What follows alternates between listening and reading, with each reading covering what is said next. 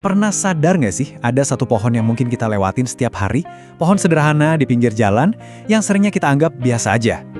Tapi gimana kalau pohon yang sering kita abaikan ini ternyata nyimpen sebuah kisah global yang luar biasa?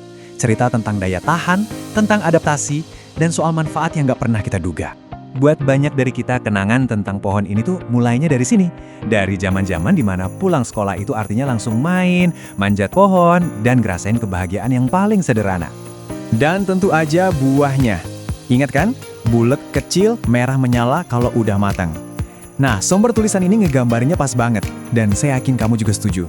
Rasanya itu persis kayak permen kapas atau gulali. Rasa manis yang khas banget, yang entah kenapa bisa langsung narik kita balik ke masa kecil.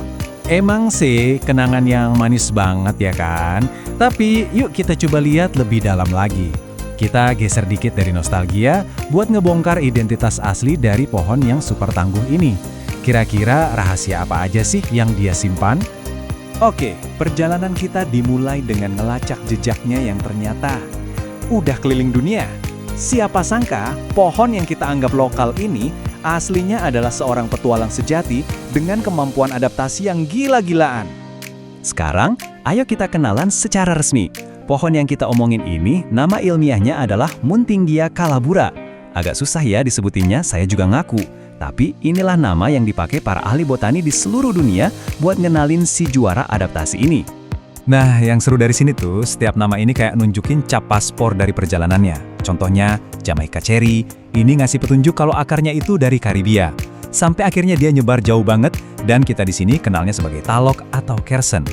Coba dibayangin ceritanya, di abad ke-19, pohon ini mulai perjalanan epiknya, nyebrangin Samudra Pasifik dan mendarat di Filipina. Nah, dari situ penyebarannya cepet banget. Agen travelnya siapa? Ya burung sama kelelawar yang tanpa sadar nyebarin bijinya ke seluruh Asia Tenggara. Saking jagonya beradaptasi, di banyak tempat pohon ini sampai dianggap tanaman asli loh. Jadi, apa sih yang bikin pohon ini sukses banget keliling dunia?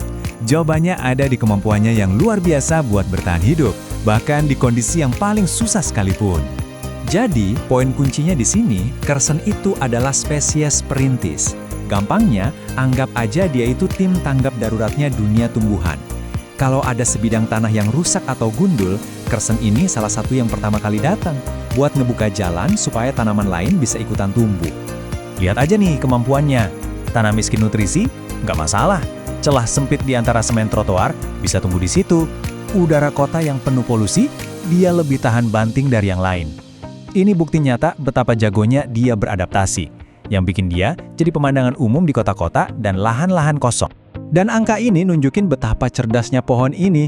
Sebuah penelitian di Costa Rica nemuin kalau 44% bijinya itu bakal berkecambah kalau kena sinar matahari langsung.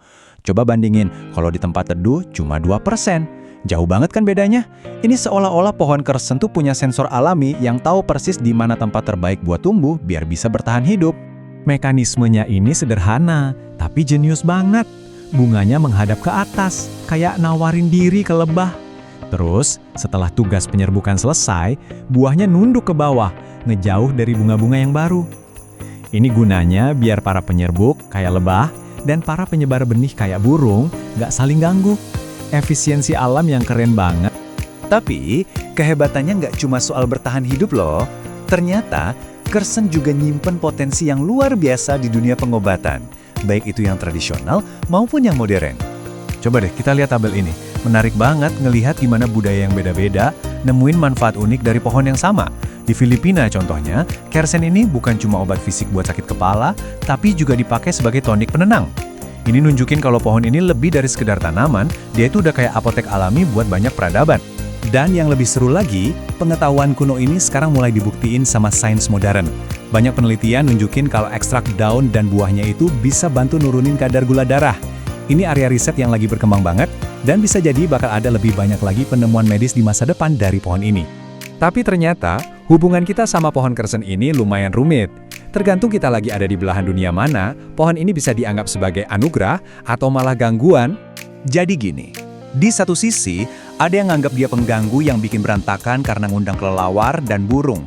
Beberapa prinsip Feng Shui bahkan percaya dia bisa ngehalangin energi positif. Tapi di sisi lain, lihat deh betapa berharganya pohon ini. Di Brasil, dia sengaja ditanam buat jadi pakan ikan, dan di Filipina, dia jadi tumpuan harapan buat proyek penghijauan. Bener-bener dua sisi mata uang yang berbeda. Nah, kalau di Indonesia, hubungan kita sama pohon ini lebih mistis lagi. Ada mitos kalau pohon ini tempat favoritnya kuntilanak.